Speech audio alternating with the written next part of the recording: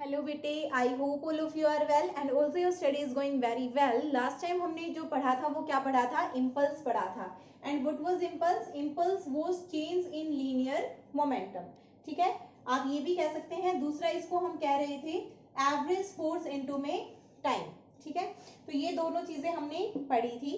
अब यहां से किसके बराबर था? ये इम्पल्स के बराबर था। इम्पल्स की यूनिट्स क्या होंगी भाई? इम्पल्स की यूनिट्स होंगी न्यूटन सेकंड।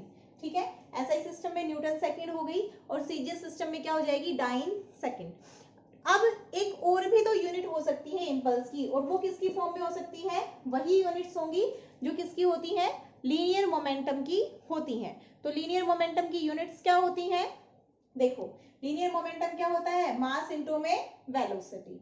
मास की यूनिट किलोग्राम, वेलोसिटी की मीटर पर सेकंड। तो एक यूनिट एसआई सिस्टम में इंपल्स की ये होती है और दूसरी क्या होती है? ग्राम सेंटीमीटर पर सेकंड। ठीक है, अब एक और चीज अगर आप लोग देखना चाहें, हमें क्या देखना है? Dimensional formula. और वो डायमेंशनल फॉर्मूला आप लोग मुझे कमेंट बॉक्स में लिखकर बताएंगे। ठीक है, बहुत पढ़ा है तुमने फर्स्ट यूनिट में डायमेंशनल फॉर्मूला, और इतनी मस्ती मार रहे हो कि पढ़ते लिखते कुछ भी नहीं हो। और जिन्होंने लिखा सिर्फ उन्हीं के प्रेजेंट लगेगी, बाकी सारे एब्सेंट। ठीक है, वैसे तुम मस्ती कर ही रहे हो, लेक्चर देखते रही हो कंप्लीट। अब देखो यहां से जो हमने लिखा था अभी, एवरेज फोर्स इनटू में टाइम और P2 माइनस P1, वो किसके बराबर थे? इंपल्स के। तो जो एवरेज फोर्स के साथ टाइम मल्टीप्लाई था उसको मैं किसके अपॉन में ले आऊं? चेंज इन लीनियर मोमेंटम के अपॉन में ले आऊं। ठीक है, अब देखो कोई एक चीज है बहुत ही फास्टली मूव कर रही है, दूसरी आपको क्या करना है? उसको स्टॉप करना है। ठीक है, तो जो चेंज इन लीनियर मोमेंटम होगा वो इनिशियल पॉइंट से जो final change in linear momentum है, मतलब जो इनिशियली लीनियर मोमेंटम था उसमें से आपने फाइनल को माइनस कर दिया, तो ये क्या रहेगा? कांस्टेंट रहेगा। ठीक है, अब ये कांस्टेंट रहेगा अपॉन में टाइम। इसका मतलब अगर फोर्स कम टाइम के लिए लग रहा है, अगर आप टाइम को कम कर दोगे तो फोर्स का इफेक्ट क्या होगा? ज्यादा। मतलब उसी फोर्स को अगर आप कम टाइम के लिए लगा रहे हो, सेम फोर्स को, तो उसका इफेक्ट क्या होगा? ज्यादा होगा। और अगर आप उसी को थोड़ी ज्यादा टाइम के लिए लगा रहे हो तो उसका इफेक्ट क्या होगा? कम होगा। तो इस सिर्फ और सिर्फ आप इसको भूल जाओ और ये देखो कि जो फोर्स है वो इनवर्सली किसके प्रोपोर्शनल हो गया? जो फोर्स का इफेक्ट है वो इनवर्सली किसके प्रोपोर्शनल हो गया? टाइम के प्रोपोर्शनल हो गया। तो इसी को ध्यान में रखते हुए हम प्रैक्टिकली अपनी डे टू डे लाइफ में बहुत सारे एप्लीकेशंस देखते हैं किसके? इंपल्स के। तो सबसे पहला तो देखो, सबसे पहला आप लोग क्या है उसमें? Lowering of hands by a cricketer. First लिखो, lowering of hands during catching a ball, during a catch, during a catch. ठीक है, बाय अ क्रिकेटर। कोई क्रिकेटर होता है तो आप लोगों ने देखा होगा वो जब भी क्या करता है, जब उसको क्रिकेट की बॉल जब कैच करना होता है तो ऐसे कभी नहीं करता। वो क्या करता है? बॉल आ रही है, वो अपने हाथों को थोड़ा पीछे ले जाने की कोशिश करता है, हमेशा करता है। क्रिकेट के दीवाने तो तुम बहुत सारे हो, है ना?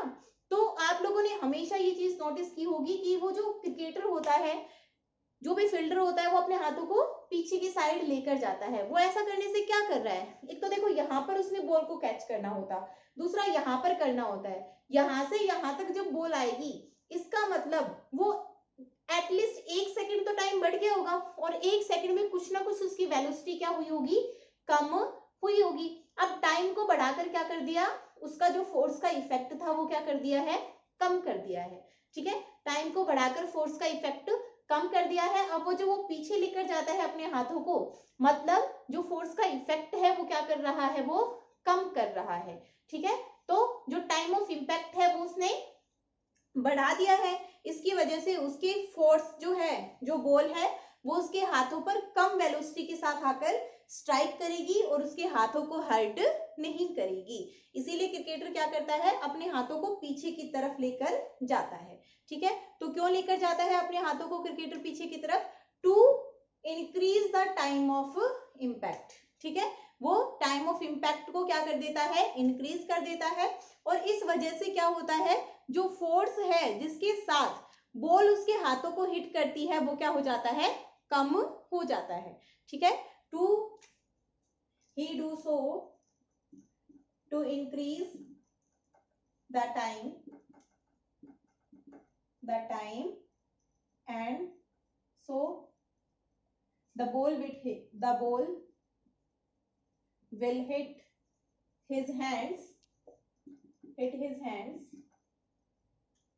with less force and his hard hands will not get hurt. उसके हाथों को चोट नहीं लगेगी, will not get hurt, क्योंकि जो चेंज होना है लीनियर मोमेंटम में वो तो क्या है, कांस्टेंट ही है। अगर आप टाइम को बढ़ा देते हो तो फोर्स क्या हो जाता है, कम हो जाता है, जिससे वो आपके हाथों को टच करेगी। जिस फोर्स के साथ बॉल आपके हाथों को टच करेगी वो फोर्स क्या हो गया है, कम हो गया है। अब जब वो फोर्स कम हो गया है तो उसको ज्यादा चोट नहीं लगती है, ठीक है। नेक्स्ट है, जब कोई भी person, when a person falls on a cemented floor, he gets more hurt, he gets more injury than that when he falls on a heap of sand or gravel। जब कोई भी पर्सन है वो किस पर गिरता है, सीमेंटेड फ्लोर पर गिरता है, तो वो डायरेक्टली कांटेक्ट में आ रहा है, ठीक है। सीमेंट के फ्लोर जो है उसके डायरेक्ट कांटेक्ट में आ रहा है। अब जब वो डायरेक्ट कांटेक्ट में आ रहा है तो उसका जो टाइम है इंपैक्ट का वो कम है तो वो क्या हो रहा है, उसको ज्यादा फोर्स के साथ वो फ्लोर को टच कर रहा है।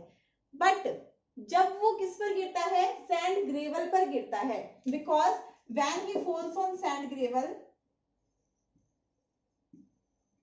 when he falls on sand, then sand displaces, तो सैंड क्या हो जाती है, डिस्प्लेस हो जाती है अपने प्लेस से। और जब सैंड अपने प्लेस से डिस्प्लेस हो जाएगी तो क्या होगा, टाइम ऑफ इंपैक्ट इंक्रीज हो जाएगा। टाइम ऑफ इंपैक्ट क्या हो जाएगा, इंक्रीज हो जाएगा। और टाइम ऑफ इंपैक्ट के इंक्रीज होते ही फोर्स क्या हो जाएगा, कम, force will reduce and force will reduce, ठीक है। तो इसलिए जब कोई भी पर्सन सीमेंटेड फ्लोर पर गिरता है तब उसको ज्यादा तेज चोट लगती है, और जब वो किसी सैंड के ढेर पर गिरता है, मिट्टी के ढेर पर गिरता है, तब उसको कम चोट लगती है, ठीक है। तो ये भी किसका एप्लीकेशन हो गई, आपके पास इंपल्स की एप्लीकेशन हो गई। आपके पास जो भी ग्लास वेयर्स आते हैं, कांच के बर्तन आते हैं, उनको किसमें कवर अप किया जाता है, उन सभी को आप कह सकते हो कि किसमें कवर अप करके रखते हैं, स्ट्रॉ पीसेस में या फिर पेपर्स में कवर करके रखते हैं, ठीक है। तो नेक्स्ट पॉइंट लिखो, China glasses and China dish लिख लो, चाइना ग्लासेस मत लिखो, चाइना डिश लिख लो, ठीक है। China dish and glasswares, third china dish and glasswares are wrapped in paper or straw pieces। ये किसमें रैप्ड होती है, या तो इनको पेपर में रैप करके रखते हैं या फिर स्ट्रा पीसेस में।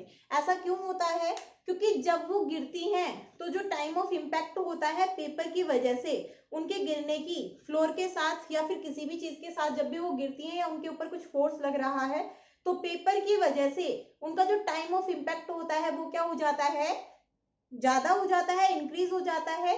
इस वजह से उन तक पहुंचने वाला जो फोर्स है वो क्या हो जाता है, कम हो जाता है। तो उनकी जो ब्रेकिंग के चांस हैं वो क्या हो जाते हैं, रिड्यूस हो जाते हैं। To reduce the chances of its breaking, chances of its breaking. Reason अब आप लोग खुद से लिखेंगे, because due to this the time of impact increases and the force gets reduced, so they will not break। Next इसी तरह से है, vehicles are provided with shockers, vehicles are provided with shockers. Vehicles को shockers से क्यों provide किया जाता है, क्यों लगता है? तो जब भी कोई व्हीकल है वो अनइवन रोड पर मूव करता है, कोई अनइवन रोड है आपके पास, उसके ऊपर व्हीकल मूव कर रहा है, तो क्या होता है, दच के आ रहे हैं, ऊपर नीचे जा रहा है व्हीकल, तो पर्सन भी क्या होगा, ऊपर नीचे की तरफ जाएगा। तो सोकर्स लगा दिए जाते हैं। सोकर्स क्या होते हैं, थोड़े दब जाते हैं फिर खुल जाते हैं, दब जाते हैं फिर खुल जाते हैं, होता है ना ऐसा, जैसे गड्ढे में गए तो दब जाते हैं। आप लोगों ने देखा होगा कभी शोकर बोलते हैं ना, सोकर घस गए तो ज्यादा धचके लगने लग जाते हैं व्हीकल्स पर। तो ऐसा क्यों होता है, क्योंकि उस वजह से जो टाइम ऑफ इम्पैक्ट है, अगर आप गड्ढे में जा रहे हो तो जो फोर्स लग रहा है वो सीधा आपके ऊपर लग रहा है, बट अगर सोकर्स सही काम कर रहे हैं तो जो फोर्स लग रहा है वो सीधा आपके ऊपर नहीं लग रहा है, वो सोकर्स उसको क्या कर रहे हैं, बैलेंस कर ले रहे हैं। ठीक है, जो टाइम ऑफ इम्पैक्ट है आप तक पहुंचने का, उस फोर्स के आप तक पहुंचने का, उसको क्या कर दे रहे हैं, बढ़ा देते हैं। अब जब उस टाइम को बढ़ा देंगे तो फोर्स क्या हो जाएगा, ऑटोमेटिकली कम हो जाएगा। सो दैट आप लोग लिख सकते हो नेक्स्ट, सो दैट, या फिर ये भी लिख सकते हो when vehicle moves on uneven road, इसकी पूरी एक्सप्लेनेशन आपको लिखनी है। When vehicle moves on uneven road then the driver gets jerks, ठीक है, the shockers reduce the time of impact and the jerks या force is getting transformed, the force is getting transformed to the driver in a long time and the driver is not getting hurt। ठीक है, driver बिल्कुल भी hurt नहीं होता है। ठीक है, अब नेक्स्ट आप लोग लिख सकते हो जो बोगीज होती है ट्रेन्स की, उनमें क्या लगा होते हैं, बफर्स लगे होते हैं। Bogies of trains are provided with buffers। ऐसा क्यों होता है भाई, क्योंकि जो बोगीज ऑफ ट्रेन है वो बफर्स जो होते हैं वो क्या करते हैं, to reduce the jerk experienced, to reduce the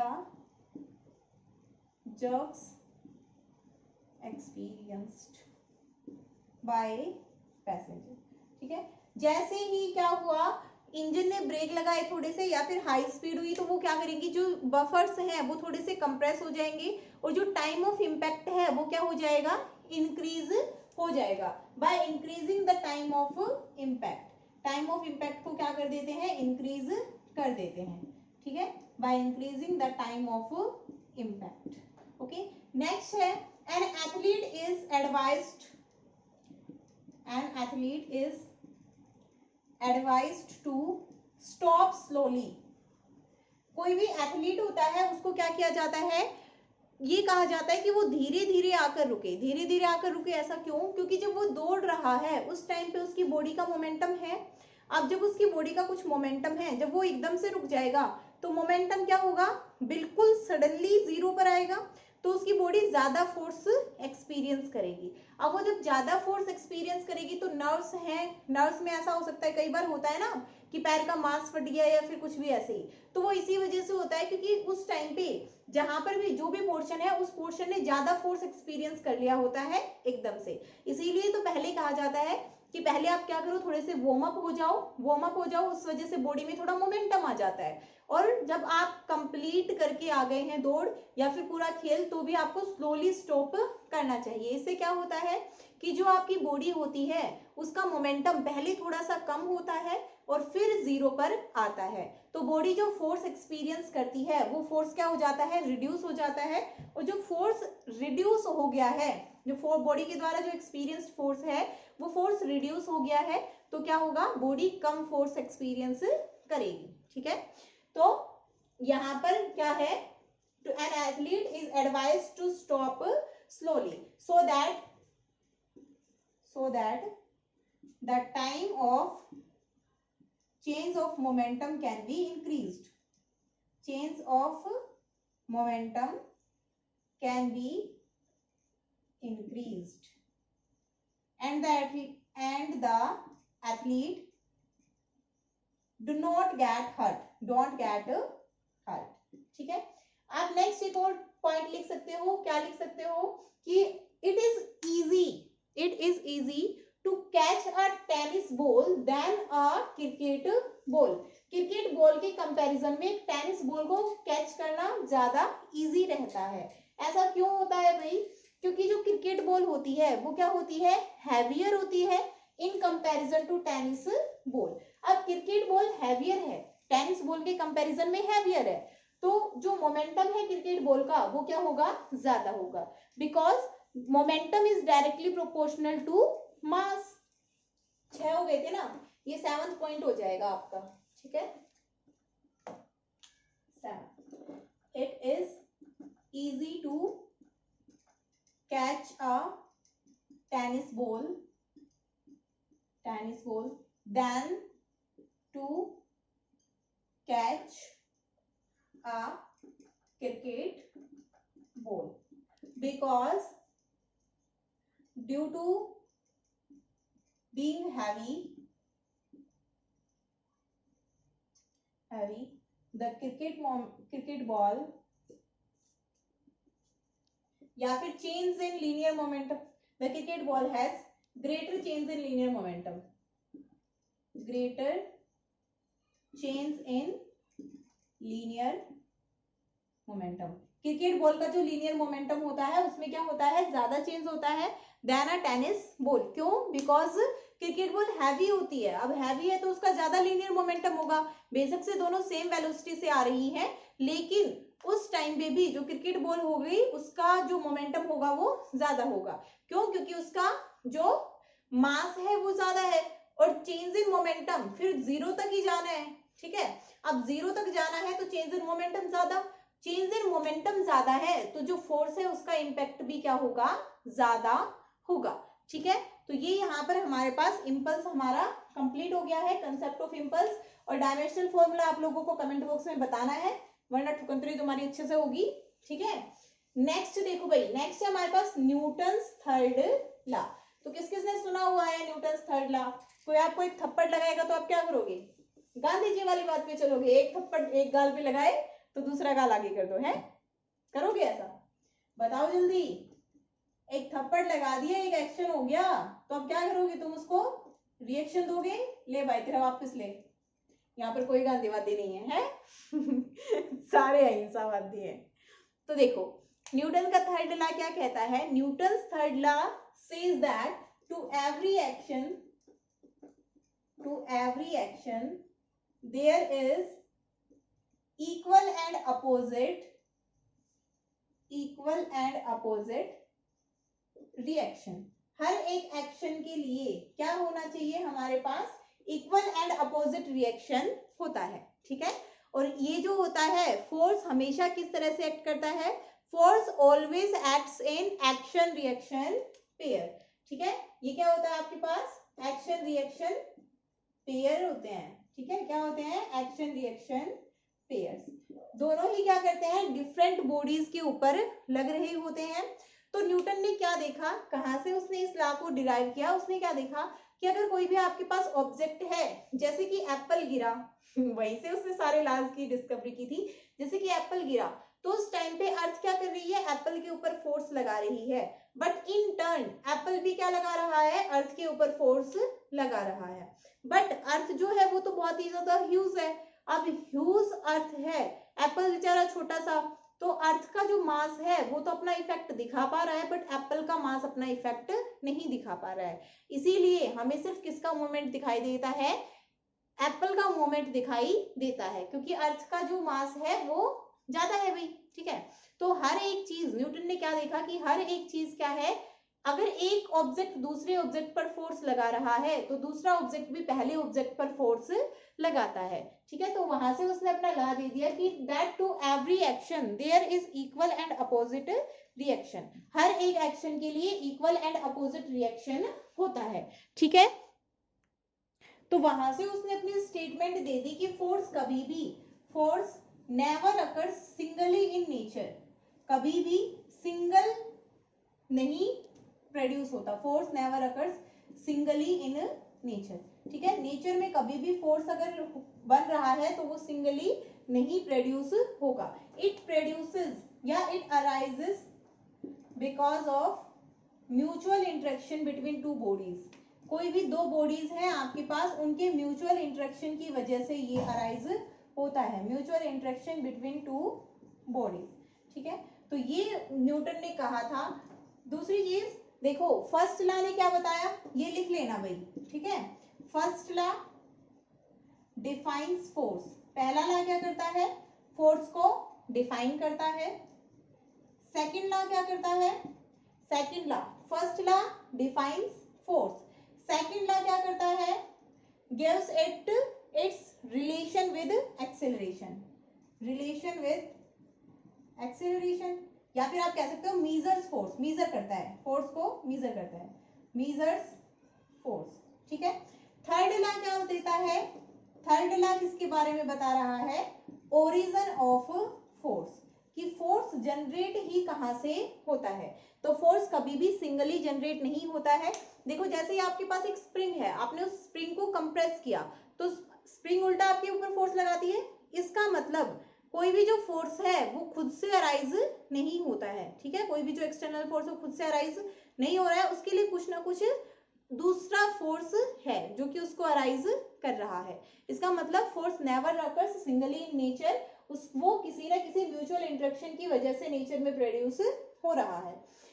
अब देखो भाई एक थ्योरम देखो, उसको अभी लिख लो बेशक से, चाहे बाद में लिख लेना। वो क्या है, law of conservation of linear momentum, ठीक है। अब वो क्या कहता है, वो ये कहता है आपके पास कि अगर किसी भी ऑब्जेक्ट पर कोई एक्सटर्नल फोर्स नहीं है, ठीक है, किसी भी ऑब्जेक्ट पर अगर कोई एक्सटर्नल फोर्स नहीं है, तो वो जो पूरा सिस्टम, सॉरी सिस्टम पर, तो वो जो सिस्टम है उसमें जो लीनियर मोमेंटम में चेंज होगा वो कितना होगा, 0 होगा, ठीक है।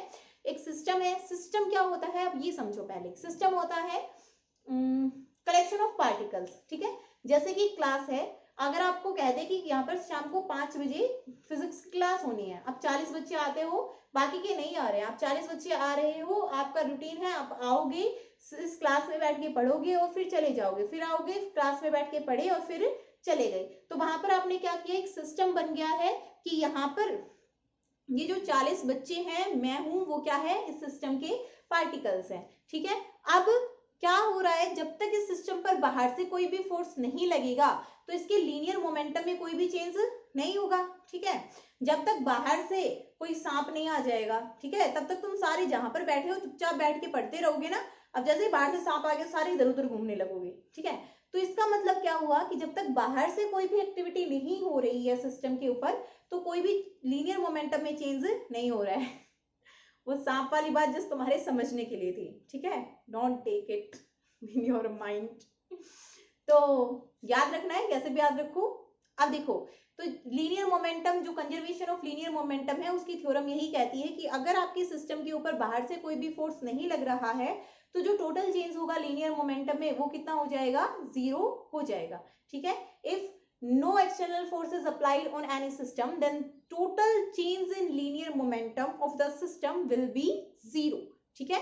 चेंज जो होगा लीनियर मोमेंटम में वो क्या होगा, 0 होगा। That means linear momentum is constant. इसका मतलब क्या हो गया, लीनियर मोमेंटम क्या है, कांस्टेंट है। अब हमें प्रूव करना है न्यूटन का सेकंड लॉ, ठीक है, सॉरी थर्ड लॉ, और हम इसको किससे प्रूव करेंगे, सेकंड लॉ से। अब अगर किसी बच्चे को कोई डाउट हो कि न्यूटन का फर्स्ट लॉ है और सेकंड लॉ है, उन दोनों में अंतर ही क्या हुआ, तो अभी मैं बता चुकी हूँ। फर्स्ट लॉ सिर्फ डिफाइन करता है फोर्स को, सेकंड लॉ उसको मेजर करता है, ठीक है।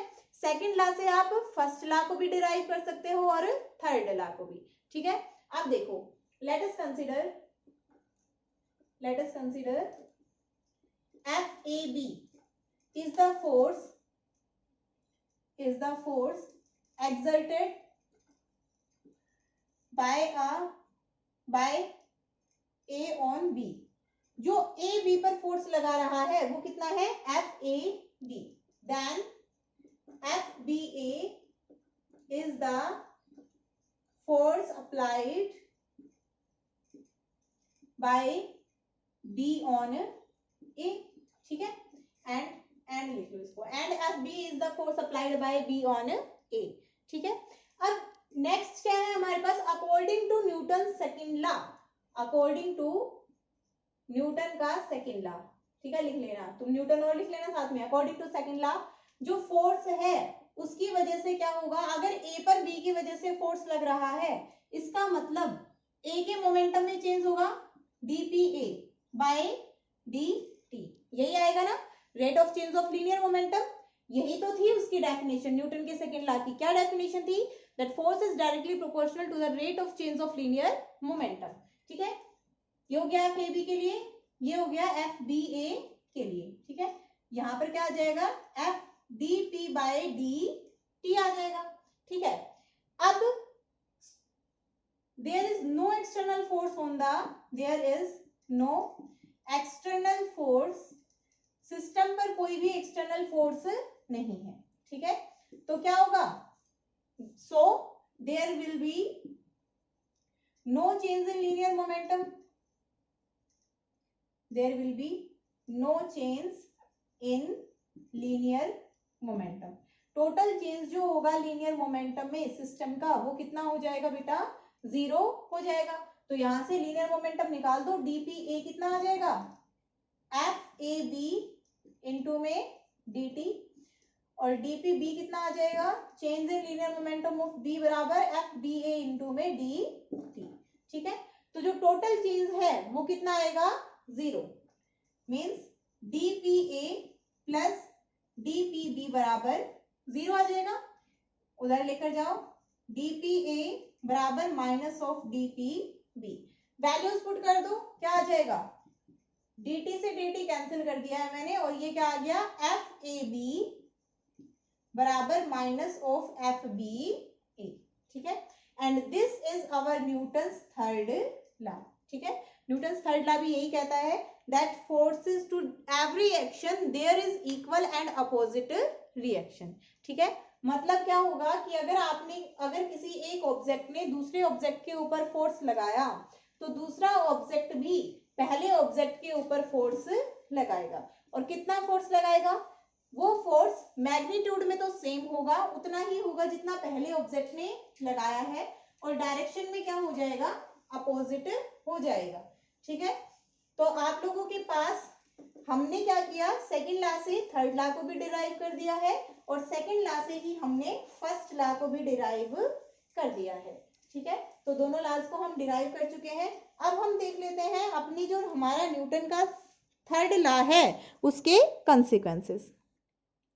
अभी जो हमने डेरिवेशन किया उसको हम एक और वे से भी कर सकते थे। देखो, अगर आप करना चाहो तो delta P A plus delta P B equals to 0 हो जाएगा। अब देखो यहां से डेल्टा पी ए बराबर minus of delta P B, दोनों साइड क्या ले दो, दोनों साइड डिफरेंशिएट कर दो टाइम के विद रिस्पेक्ट में, और लिमिट ले दो delta T tends to 0।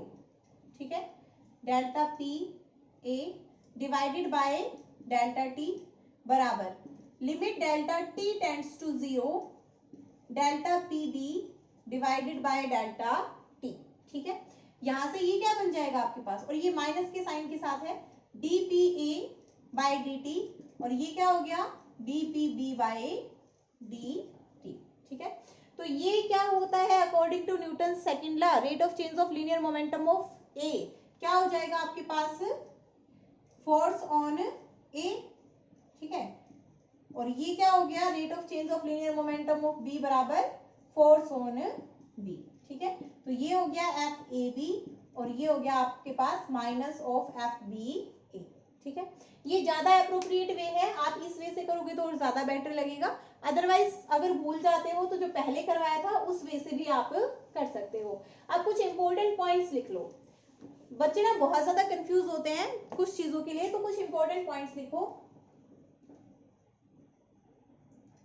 Important points देखो, जो एक्शन और रिएक्शन है दोनों सिंपली क्या है, फोर्स है। ठीक है, आपको इसको कहीं भी कुछ भी और चीज नहीं कंसिडर करना है। ठीक है, जो एक्शन और रिएक्शन हमने यहाँ पर नाम दिए हैं वो क्या है, सिंपली यहाँ पर फोर्स है। अगर आप यहाँ पर ये नहीं कहना चाहते to every action there is equal and opposite reaction, तो आप न्यूटन के थर्ड लॉ को इस तरह से भी कह सकते हो कि any object will apply equal and opposite force on the object on another object which that object has applied। ठीक है, सिंपली क्या कहना चाहते हैं कि अगर एक ऑब्जेक्ट ने किसी दूसरे ऑब्जेक्ट पर फोर्स लगाया है तो दूसरा ऑब्जेक्ट भी पहले पर उतना ही फोर्स लगाएगा जितना दूसरे ने लगाया था। ठीक है, तो ये था आपके पास सिंपली। अब एक्शन रिएक्शन को आपको कुछ भी नहीं लेना है कहीं, it is not a cause effect relation, ठीक है। सेकंड पॉइंट लिखो, it is not a cause effect relation. ऐसा कुछ भी नहीं है कि पहले ने फोर्स लगाया है उसको आप एक्शन लोगे, दूसरे ने फोर्स लगाया है उसको आप रिएक्शन लेंगे, ऐसा कुछ भी नहीं है। आप किसी को भी एक्शन बोल सकते हो, किसी को भी रिएक्शन बोल सकते हो, ठीक है। तो यहां से आपके पास ये कॉज इफेक्ट रिलेशन नहीं है कि एक ने कॉज किया दूसरे ने इफेक्ट, दोनों इमीडिएटली एक साथ लगते हैं, ठीक है। तीसरा क्या है, action and reaction can not cancel each other. जो ये दोनों फोर्स है ये एक दूसरे को कैंसिल नहीं कर सकते, can not cancel each other. अब ये एक दूसरे को कैंसिल क्यों नहीं कर सकते हैं, because they act on different objects, they act on different objects. क्यों नहीं कर सकते हैं, क्योंकि ये क्या करते हैं, डिफरेंट ऑब्जेक्ट्स पर लगते हैं, ठीक है। अब डिफरेंट ऑब्जेक्ट्स पर लगते हैं तो क्या हम vector law of addition use कर सकते हैं, नहीं कर सकते। क्यों, क्योंकि वेक्टर लॉ ऑफ एडिशन हम सिर्फ वहीं पर यूज करेंगे जहां पर फोर्स लग रहा हो सिर्फ एक ही ऑब्जेक्ट पर, बट यहाँ पर तो क्या लग रहे हैं, दोनों ही अलग अलग ऑब्जेक्ट्स पर लग रहा है। अगर आप एक्शन बॉडी बी वाले फोर्स को एक्शन बोल रहे हो जो ए लगा रहा है, और तो इसको क्या बोलोगे, रिएक्शन, ठीक है। ओके, तो ये देखो एक्शन तो इस पर लग रहा है और रिएक्शन इस पर लग रहा है, तो दोनों ही अलग अलग ऑब्जेक्ट्स पर लग रहे हैं, इसीलिए ये दोनों एक दूसरे को कैंसिल नहीं कर सकते हैं, ठीक है। नेक्स्ट देखो, examples of Newton's third law. Examples देखो क्या क्या हो सकते हैं, क्या क्या है हमारे पास, देखो लिखो भाई। सबसे पहला, इन केस ऑफ स्विमिंग, लिख लो, मैं बोल रही हूँ स्विमिंग, चलो एग्जाम्पल वैसे तो लिख ही देती हूँ, ठीक है। स्विमिंग, तो स्विमिंग में क्या होता है, जो स्विमर होता है pushes the water back with his hands. Swimmer क्या करता है, वाटर को बैक साइड में पुश करता है अपने हाथ से, और वाटर क्या करता है, इन टर्न उसको पुश करता है आगे की तरफ, ठीक है। तो ये एक्सप्लेनेशन आप लिखोगे, इन case of swimming the swimmer pushes the water backwards, in reaction water pushes the swimmer forwards and that's why the swimmer is able to swim। इसीलिए जो स्विमर होता है वो स्विम करने में एबल होता है। दूसरा एक्शन रिएक्शन पेयर कहां पर होता है, a book placed on a table, a book placed on a table. अब बुक क्या करती है, जितना टेबल पर फोर्स लगाती है उतना ही टेबल क्या कर देती है, बुक के ऊपर फोर्स लगा देती है, तो वहां पर भी वो क्या हो गया, एक्शन रिएक्शन पेयर हो गया। थर्ड देखो, in walking, in case of walking, walking में क्या होता है, we press the ground with our feet. हम क्या करते हैं, ग्राउंड को प्रेस करते हैं हमारे फीट के साथ, फीट बैकवर्ड्स, हम ग्राउंड को बैकवर्ड पुश करते हैं, तो ग्राउंड क्या करता है, in turn ground pushes us forward, ground हमें आगे की तरफ धक्का मारता है, पुशेस अस फॉरवर्ड, ठीक है। तो ये हो गया आपके पास in case of walking. Walking के केस में क्या होगा, हम तो ग्राउंड को क्या करते हैं, पीछे की तरफ प्रेस कर रहे हैं, ग्राउंड क्या करता है, रिएक्शन देता है, फिर हमें कहां पर करता है, आगे की तरफ प्रेस करता है। मैं इसमें इंक डालती हूँ भाई, 1 मिनट रुको तुम। नेक्स्ट लिखो बेटा, हो गया। नेक्स्ट लिखो, in case of jet planes and rockets. Jet planes और रॉकेट्स में क्या होता है, उनसे जो धुआं निकल रही होती है, जो गैसेस निकल रही होती हैं, वो क्या करती हैं, नीचे की तरफ निकल रही होती हैं, वो नीचे की तरफ प्रेशर लगाती हैं, तो इन टर्न एयर कहां पर प्रेशर लगाती है, ऊपर की तरफ जेट प्लेन पर प्रेशर लगाती है, इस वजह से वो क्या कर सकता है, उड़ पाता है, ठीक है, आगे की तरफ ऊपर की तरफ जाता है, ठीक है। तो आपके पास लिख लिया सभी ने, in case of jet planes and rockets. ये सारे क्या है आपके पास, न्यूटन के जो लॉ है ना आपके पास, उसी के एग्जांपल्स हैं, न्यूटन थर्ड लॉ के एग्जांपल्स हैं आपके पास, in case of jet planes and rockets. Fourth है हो गया, in case of jet planes and rockets.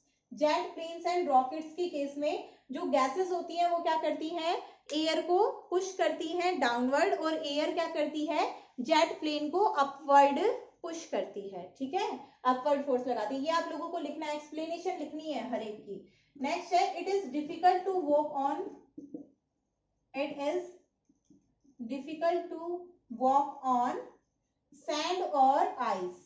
Sand और आइस पर वॉक करना मुश्किल होता है, क्यों, बिकॉज जो फ्रिक्शनल फोर्स होता है सैंड और आइस पर वो क्या होता है, लेस होता है, तो जो हमें इंटर्न जो फोर्स मिल रहा होता है वो क्या मिल रहा होता है, कम मिल रहा होता है, ठीक है, इसीलिए हम इजीली सैंड और आइस पर नहीं चल पाते हैं, ठीक है।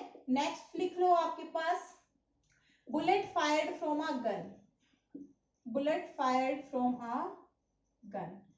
जैसे ही बुलेट आगे की तरफ जाती है, बुलेट पर आगे की तरफ फोर्स लगता है, जो एक्सप्लोजन होता है बुलेट के अंदर, उसमें जब बुलेट पर आगे की तरफ फोर्स लगता है तो गन पर थोड़ा सा किसकी तरफ फोर्स लगता है, पीछे की तरफ फोर्स लगता है, ठीक है। तो ये सारे हो गए हैं हमारे पास अभी न्यूटन के थर्ड लॉ के एग्जांपल्स, ठीक है। अब नेक्स्ट देखो, व्हाट कॉजेस द फोर्स, आखिरकार ऐसा हो ही क्या रहा है कि फोर्स जो है वो इस तरह से बिहेव कर रहा है, ठीक है। और what is external force, external force क्या होगा, तो एक चीज देखो, इंटरनली जब आप किसी भी चीज पर फोर्स लगा रहे हो, ओरिजिन क्या है फोर्स का, ओरिजिन होना चाहिए आप किसी एक्सटर्नल बॉडी से फोर्स ले रहे हैं, ठीक है। अब आपके दिमाग में क्वेश्चन आया या नहीं आया पता नहीं, आना चाहिए था कि अगर हर एक जो एक्शन रिएक्शन पेयर है आप उसको कैंसिल आउट कर दे रहे हो, तो फिर जब हम गाड़ी पर धक्का लगाते हैं तो वो क्यों चलती है, नहीं चलना चाहिए बिल्कुल भी, बिल्कुल सही बात है। उससे पहले हॉर्स और कार्ट के बारे में तुम मुझे बताओ, हॉर्स एंड कार्ट, ठीक है, हॉर्स एंड कार्ट, ये हमारे पास यहाँ पर हॉर्स है, खबरदार जो इसको कोई देख के हंसा दो, ठीक है, ये हॉर्स है यहाँ पर, ये है कार्ट, ओके, ये इसके टायर्स हैं, 4 टायर्स हैं इसके पास, ओके। अब बताओ इसके लिए एक्शन रिएक्शन पेयर कहाँ कहाँ पर होंगे, एक तो होगा cart and the ground, cart and the ground, दूसरा क्या होगा, हॉर्स एंड द ग्राउंड, ठीक है, हॉर्स के फीट और ग्राउंड के बीच में। और कहां पर होगा, ये जो स्ट्रिंग है, अगर ये इतना ही फोर्स, जितना फोर्स इस पर लगा रहा है, हॉर्स इस पर लगा रहा है, उतना ही अगर कार्ट इस पर लगाएगा तो ये मूव नहीं करनी चाहिए, तो मूव क्यों करती है, तो यहाँ पर देखो, फोर्स जितना इस पर लगा रहा है, हॉर्स जितना फोर्स स्ट्रिंग पर लगा रहा है, स्ट्रिंग उतना ही वापस लगा दे रही है। इसी तरह कार्ट जितना स्ट्रिंग पर लगा रहा है, क्योंकि स्ट्रिंग से कनेक्टेड है, तो कार्ट जितना स्ट्रिंग पर लगा रहा है उतना ही स्ट्रिंग कहां पर लगा दे रही है, कार्ट पर वापस लगा देती है, ठीक है, स्ट्रिंग एंड द कार्ट, ठीक है, और string and the horse, okay. तो अब ये सारे तो क्या कर देंगे, कैंसिल कर देंगे एक दूसरे को, तो फिर हॉर्स चलता कैसे है, क्यों चलता है, नहीं चलना चाहिए। तो देखो, हॉर्स क्या करता है, अपने पैरों से पीछे की तरफ क्या करता है, फोर्स लगाता है, ठीक है, बैकवर्ड डायरेक्शन में, तो इन टर्न ग्राउंड क्या करता है, इस पर आगे की तरफ फोर्स लगाता है, ठीक है, आगे की तरफ ये ग्राउंड इस पर नॉर्मल रिएक्शन इसको प्रोवाइड करने लग रहा है, ठीक है, मतलब फोर्स प्रोवाइड कर रहा है, जो उसने इसने जो फोर्स दिया, ये इसका रिएक्शन फोर्स ग्राउंड इसको प्रोवाइड कर रहा है।